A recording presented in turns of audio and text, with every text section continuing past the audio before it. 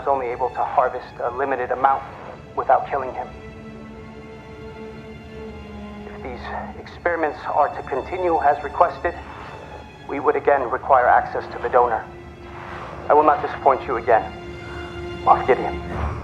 Hey everyone, I hope you're having a great day. So one of the fascinating plots in The Mandalorian has to do with Dr. Pershing, Grogu, and maybe perhaps the Kaminoans. The most recent Mando trailers reveal that Dr. Pershing seems to be on his own mission. I wonder if this is a mission that could put us in contact with any Kaminoans. So today's video, I'll cover why I think it would be cool to see a Kaminoan in Season 3 of The Mandalorian and maybe how that might happen. To start, it seems clear that the Empire was using Grogu in their early cloning experiments. After Din Djarin rescues Grogu from the client, Dr. Pershing continues to inject Grogu's blood into other subjects. However, none of these subjects survive. It seems to be an early attempt at creating an artificial, force-sensitive body.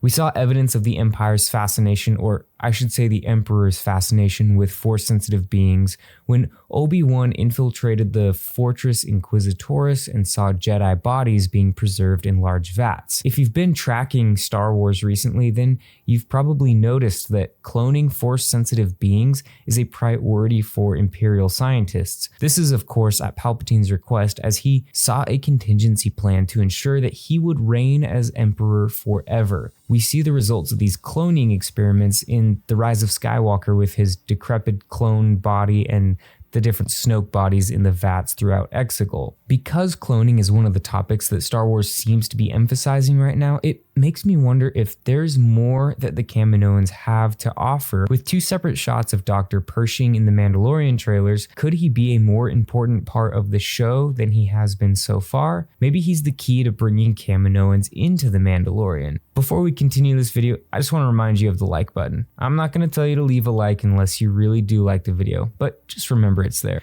In the first season of Mando, we see that Dr. Pershing has an insignia that matches the cloners of Kamino. If you don't remember, Pershing was the scientist who protected Grogu while he was under the control of the Empire. If it was not for Pershing's actions, Grogu would likely be dead. And the Kaminoans were the species that created the clone army that fought alongside the Jedi in the Republic during the Clone Wars. These long-necked humanoid beings stubbornly lived on their home planet of Kamino. I say stubbornly because in response to the flood that engulfed the entire planet, the Kaminoans built entire cities on stilts. In Legends, Darth Plagueis noted that most species would have abandoned their homeworld, but the Kaminoans adapted. Additionally, the Kaminoans began to explore cloning technology as a means of preserving their species. Eventually, they soon became the industry leaders when it came to cloning. Their reputation was so great that Darth Sidious and his master Darth Plagueis made them an essential piece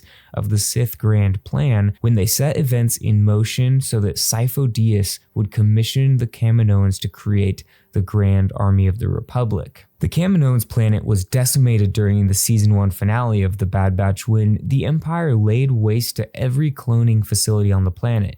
After this point, the Empire's chief cloning facility was Mount Tantus on the planet Wayland. Nala Se, she was the Kaminoan that greeted Obi-Wan Kenobi when he arrived on Kamino in Attack of the Clones. But Nala Se was brought from Kamino to the cloning facility on Mount Tantus. In Season 2 of The Bad Batch, we hear from Kamino's old Senator Halle Bertoni that there are only a few left of her kind, but we get the idea those who remain are just kind of out and about in the galaxy. Now this makes me wonder if we could see any Kaminoans in The Mandalorian.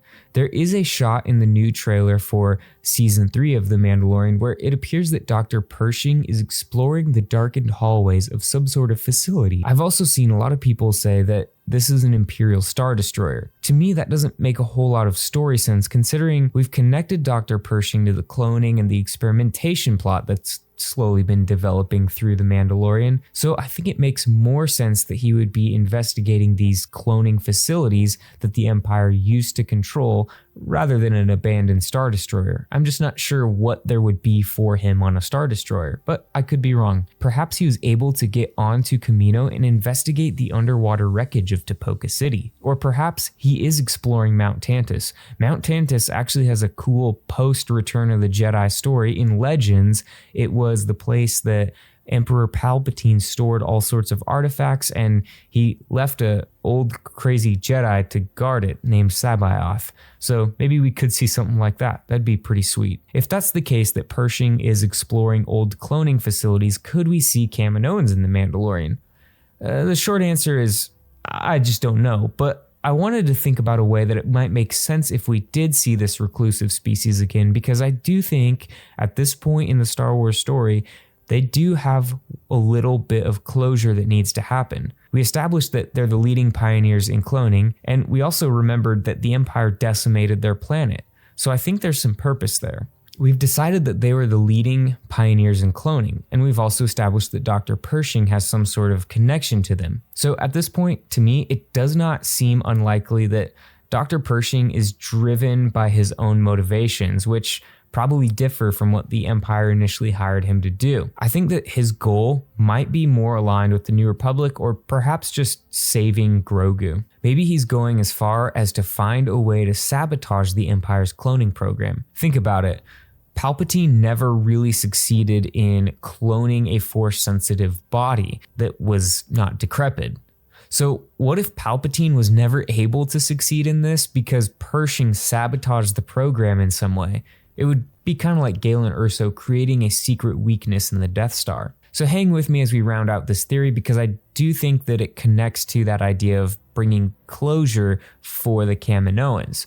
What if we see somebody like Nala Se again because Dr. Pershing tracks her down to help him sabotage the Empire's cloning efforts? Nobody knows cloning like the Kaminoans, so if Dr. Pershing is looking to sabotage it, Nala Se would be perfect to help him. The cool thing about this is that it would provide an opportunity for the Kaminoans to strike back against the Empire.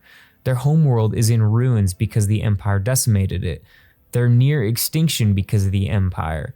They're scattered around the galaxy because of the Empire. And this is a theme that kind of parallels the Mandalorians. We've been seeing this with the Mandalorians scattered around the galaxy and thinking back to the great Mandalorian purge. So adding some opportunity for the Kaminoans to maybe parallel this story, but also to get some revenge and closure, could be an interesting way to reinforce this theme of the Empire paying for its years of cruelty while Vader and the Emperor reigned. Now, ultimately, I don't see this theory really going super far in Season 3 of The Mandalorian, but it was just kind of something fun to think through. There's already a lot that the show needs to accomplish this season, most of it revolving around Mando's return to Mandalore. So adding a Kaminoan plot like this may clutter the story, but I do think this cloning thread has been weaved throughout current Star Wars projects, and I think it has potential to continue to see more of it and perhaps bring the OG cloners in themselves. Perhaps they'll slowly unveil this plot through multiple upcoming Star Wars projects, including what remains of Season 2 of The Bad Batch. Let me know in the comments below, what do you think Dr. Pershing is up to in Season 3 of The Mandalorian? And do you think we'll see any Kaminoans in this show? Or maybe we're done seeing Kaminoans in the Star Wars story. After all, the Kaminoans only live to be about 80 years old, so at this point in the Star Wars story, if we saw any of them like Nala Se, they'd be getting up there in age. Let me know what you think. As always, have a great rest of your day, and may the Force be with you.